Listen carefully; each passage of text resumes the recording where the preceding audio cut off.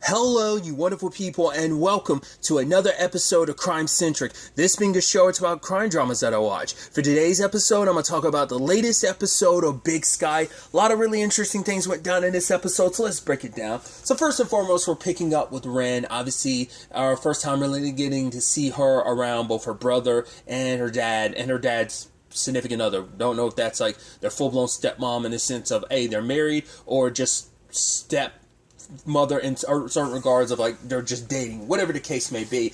They have an interesting dynamic because when they were sitting down talking about business, he was like, I want you to sit there, be quiet and keep your opinions to yourself. And she's like, can I chew? And then she's like, ha ha ha, and starts laughing. I'm like, okay. Because apparently, like, a lot of the money stuff, she kind of handles. So she's, like, in the know about all of it, obviously. But I was curious, like, how hands-on she is. Like, she comes off kind of, like, ditzy or whatever, at least last episode. And she's like, oh, like, she plays this role, like, she's almost like a sugar baby, I guess. It's kind of like, I get, like, you almost get that vibe from her, but then it's like, oh, no. Like, when Ren's explaining, like, when Jag's like, yeah, this is what I planned, and Ren's like, oh, well, what about next? And the dad's like, yeah, like, what's next? He's like, oh, you know, it's complicated. She's like, I'm assuming it'd be this, this, and this. And Alicia's kind of like, their dad's significant other's kind of like, oh, like this. And Ren's almost like, yeah, she was actually, because I think they have their impression of like, oh, she's, once again, like I said, she presents herself as kind of ditzy, but I think her and Ren are going to get along because it's like, oh, I get it. I understand your position of like, you are someone that feels like, you know, you want your dad's approval, you know, and even despite you saying like your mom said you'd never get your dad or brother's approval, you still long for it because you need his recognition because he's like, oh, you want to take over the organization one day. She's like, who says I want that? And it's like, you do want it. You want that power and position because it's your right because I didn't realize she's the oldest. I thought she was like, because the way Jag always has to kind of like, but I was thinking, I was under the impression like, right, she's the baby sister and that Jag always had to look at her. In fact, she's the oldest sibling, he's the baby brother. But I think it's more so about like, because the way his, like, he made some joke or something and his dad just slapped him across the head. It's like, you know, your generation, it's all about jokes and TikToks. Like, shut up about all that. It's like, don't like joke about anything. Now apologize to your sister. And then Ren's just kind of smug about it. And that's why Jag has such an issue. It's like, no matter what, I've got to clean up your mess. That's why he has such an inferiority complex when it comes to Ren, and why he wants to just show her up and be like, no, I'm the one dad runs to. It's like, yeah, because his dad's positioning him to be the one to take over the organization because it's like, you didn't even do the job I sent you here. Like, you were sent here to clean up a mess, and you didn't even do that. Like, something that was the simplest thing. It's like, to be fair, there have been complications. It's like, if this was any other town, probably wouldn't be the issue that it is, but it's just, Ren just happened to, like, get mixed up in a situation that just, like, kind of spiraled out beyond her control, and there's just too many moving parts in this situation, so... But you definitely, you know, Ren already presented it as like oh man, my dad, nothing I ever do is good enough for him. And you see it first and foremost because it's like, yeah, like, oh, this thing she was playing on piano. It's like, oh, she used to be able to play it perfectly. She messed up here. Boom. Pointing out every mistake she's ever made, saying that she's never going to be ready. Saying something, I can't remember off the top of my head now, like, what it was, but he was referencing something she was doing. It's like a sign of weakness or whatever. I remember off the top of my head now. There was a whole conversation about the thing he was saying makes her weak is because she wants compliments. Because he said, like, oh, your idea is good. I said it was good. Like, what do you need, compliments? No, that's weakness. The fact is that she needs that positive reinforcement type of thing. But he does think her idea is good, but it's just like, good doesn't mean as much. Yeah, it's a great idea, but like you being the one to execute is kind of the issue. So it's always like it's a give and take because it's like, oh wow, you think it's a good idea? Oh, you immediately followed it by kind of tearing me down a little bit. So once again, just adding more elements to their complicated relationship. So he just sees her still as that, like, his weak little girl that needs him. Like, so that's why I'm like, I don't know whether she's going to willingly... Before I was like, do I think she'd put her father in a position where he either get killed or, like, thrown in jail? I'm like, would she do that? Because if she ever found out the truth about Travis, would she actually use that to her advantage to get what she wants? It's like, oh, I hope you take down my dad if you let me take over the organization. Because everything... I mean, because Travis wants to take the whole family down, but I think his biggest issue is because Ren's just as much of a part of this, even though there's kind of something there. Because Ren's like, oh, like, you don't know if I kiss you, I have to kill you. So at first I was like, oh, that'd be complicated, especially because of the whole you and Jenny thing, which that's a little bit on the rocks right now. But I was like, oh, if there's a you and Ren thing, that's going to be weird. But you're just going to use that as an advantage to get closer.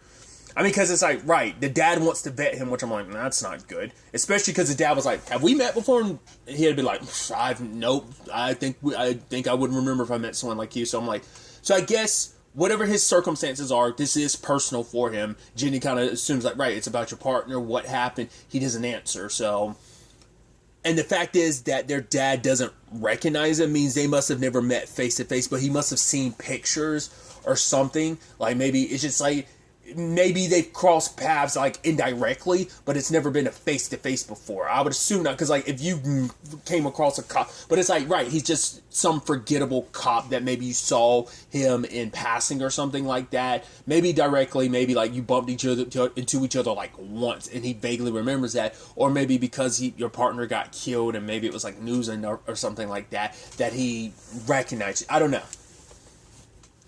It couldn't have been a more than one occasion, like meeting face to face type of thing, because he would probably recognize Travis. But to be fair, that maybe that feeds into the whole, oh, you're so low on the totem pole, I barely remember you type of thing. So, because Travis is balancing a lot, because it's like, right, he's dealing with trying to get close to Ren's family. Then on top of that, he's dealing with the whole Dietrich thing, because Dietrich, well, obviously he had to tell Dietrich the truth of like, yeah, I'm a cop, but Dietrich's not the only one that knows, so it's kind of the weird survivalist kind of crazy guy that's with him, and we find out how crazy Bob is this episode, because it turns out he kidnapped Max and her mom. Wasn't even Dietrich's order. He did that on his own, like, right, my job is to get the money back for you, so, and the fact is, now he's not even listening to Dietrich, because he's like, oh no, I'm not going to listen to someone I don't respect. So it's like, cool, that's interesting. And now Max and them are being held hostage for the draw T-Lock in, which T-Lock went to go see his sister.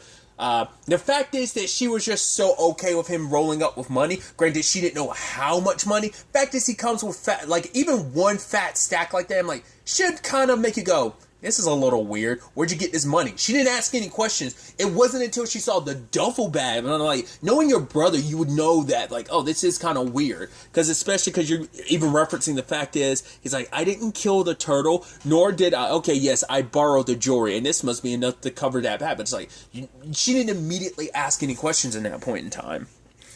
But then, the fact is, it seems like that kind of runs in the family a little bit. Like, the fact is, when the time came, T-Lock tried to do the right thing. I was like, hey, you're not the complete and utter douche nozzle. You're actually, I'm not going to say decent. You're okay. You're on the bare minimum side of okay now. But yeah, he wanted to do the right thing. And what did his sister say? Like, you can take this money and go do something. I was like, they will get killed if I don't do this. And she's like, well, okay, let me just get my slice of this. I'm like, what? It's like, wow. I guess it's just like he snatched the money from his sister and he's like, I'm going. Then eventually Jenny and her partner came and found him. But still, it's like, that was kind of low of his sister to do that. People's lives are in danger. Side note, like, Max and her mom, even if T-Lock shows up, Bob's going to kill all of them. Because, for one, the fact is Bob went out of his way to show them his face. It's like, that's like kidnapping 101. I feel like if the kidnappers showed you their face, it's never a good sign. You want them to keep their face covered because they're less likely to kill you. It's like, oh, you see my face? I don't want to take the chance you're going to report me afterwards. So, yeah, the moment T-Lock gets here, I'm going to get the money. And because of what he said to Dietrich, I guess he's just going to keep the money, maybe. I mean, granted, he's going to have to deal with a whole cartel situation. But, yeah, they're going to end up, he's going to definitely end up killing all three of them. So, we'll see how that shapes out. Because, once again, he's a bit of a survivalist. He's on the like extremist side of things because he's like, oh, the world needs a little bit of order, which is like, yeah, us kidnapping us is part of that order, huh? The fact is that he like makes people out of like wood and stuff like that, and like, this guy is so weird and crazy. It's like, once again, there's no normal villains in this show. It's like all the bad guys are weirdos, you know? I mean, like, Ren's a weirdo herself, you know? So, especially with all her family drama and stuff. This also, really quickly, that also points out last episode, like, oh, I guess Tanya just spilled the beans. I was like, I guess she was like, right, either she really believed him about that, or, like, it's just kind of like a, yeah, he was intimidating, so she ended up spilling it. But I'm also like, the fact, because, like, I'm wondering how Ren's going to feel about that. Like, obviously Tanya wasn't in this episode, but I'm curious how she's going to feel about the fact this Tanya ratted her old plan, or is she going to be like, yeah, because Ren never explained everything. Like, for him to tell enough details like that, it's like, right, he got the bare minimum from, like, she gave him the bare minimum, and then Tanya gave him a little bit more, but I'm like, so Ren knows that had to come from somewhere, and she knows Dona wouldn't say anything, so I'm curious how that affects their business relationship going forward, because it's like, yeah, you kind of sold me out to my brother. Either she's going to be like, oh, I thought you were working together, or I'm sorry, he scared me and freaked me out, so I decided to tell him. I'm curious what her... I mean, to be fair, like, everything Tanya does is, like, for self-preservation, because she's, like, taking this job, getting this position, she wants a better positioning for herself. I mean, so, but that's why I'm like, she wouldn't unwillingly betray Ren after everything, but to be fair, maybe it's just kind of like, I kind of don't care, I'm doing everything, I'm trying to stay on your good side long enough that I can make a killing out of this, and find my way through all this, and come out, you know, on the other side of the rainbow in a metaphorical sense. The pot of gold is the opportunities in business that she finds herself mixed up in and could take advantage of at the end of all of this. So I'm curious to see what those conversations are like.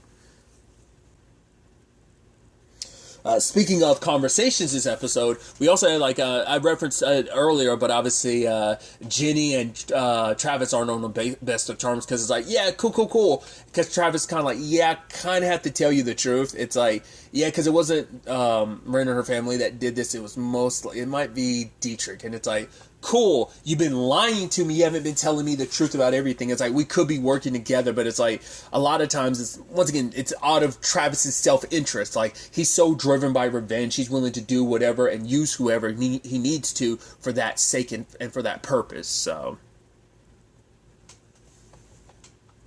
he does try to help out within, you know, the confines of everything, trying to track down Dietrich and all that. Once again, it is for, you know, his case first and foremost, doesn't want to jeopardize that. So it is that thing of Jenny still caught between, like, the whole I do like you, but you've been lying to me thing. So what the aftermath of that's going to look like is going to be interesting.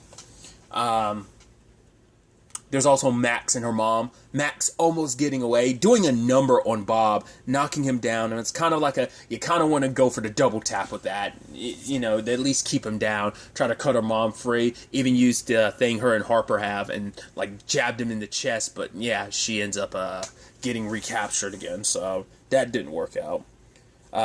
Sadly, even working with the cops, T-Locks, they still can't track them down directly, because it turns out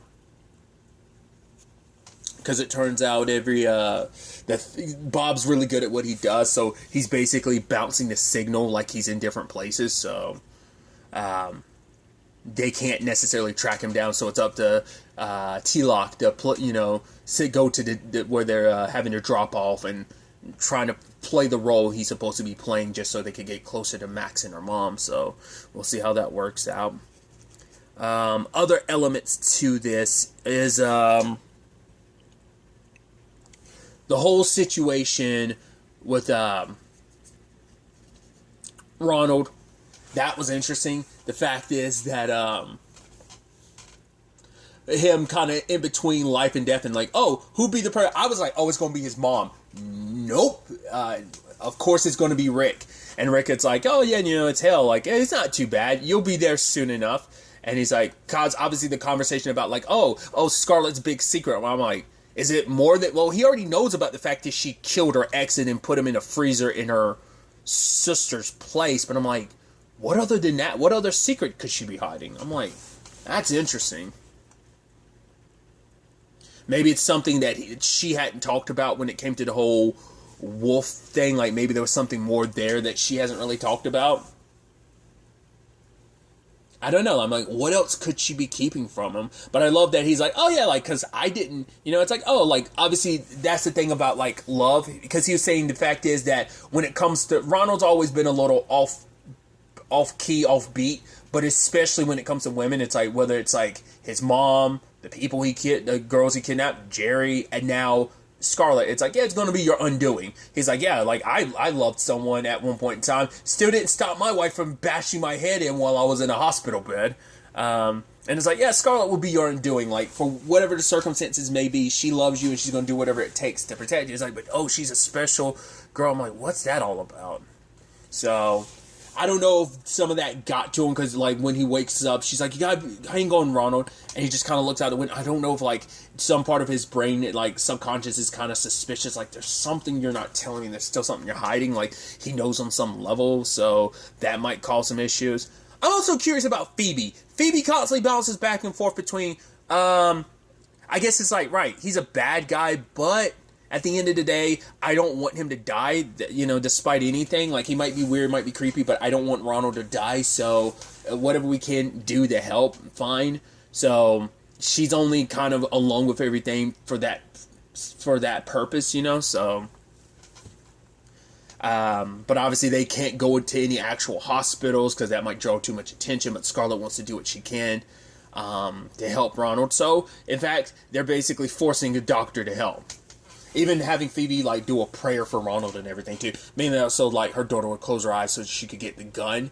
But I'm sure she's also, like, I legitimately want there to be a prayer, like, you know, look after Ronald. It's like, we'll see how that works out. I mean, they do have a doctor and they're going to force him to help. But I'm also like, I wonder, we're going to find out, like, oh, is this some innocent doctor you got? Or are we going to find out this doctor's actually super shady? Because at first I was like, what's this place? I was like, oh, I guess it's just under construction. I was like, at first I was like, that seemed like a weird place. But I guess it's, yeah, your place is just under construction and stuff. But I'm like, not the most sterile environment to help deal with, like, probably a very septic situation we got going on inside of his body. But we'll see. And on the flip side, we kind of learned a little bit more from Wolf. Like, what his plans was, like, plans were. I don't know why I said plans was.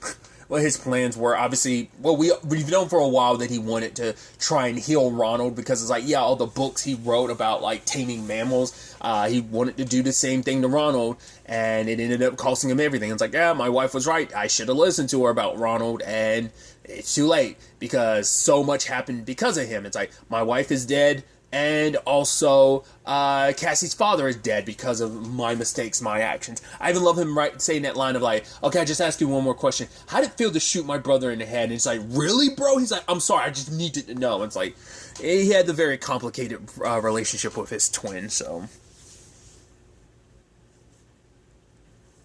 His deal with the syndicate was only going to be, like, it was basically to... When he had Ronald, like, the plan was, he was like, eventually I was supposed to give him back after I, you know, did my part. And it's like, well, he's like, most likely they were going to kill him because he's a loose end. But he was thinking, like, yeah, but when I reformed Ronald, he was going to come and confess. It's like, really? That's what you thought? You're stupid for thinking that, you know?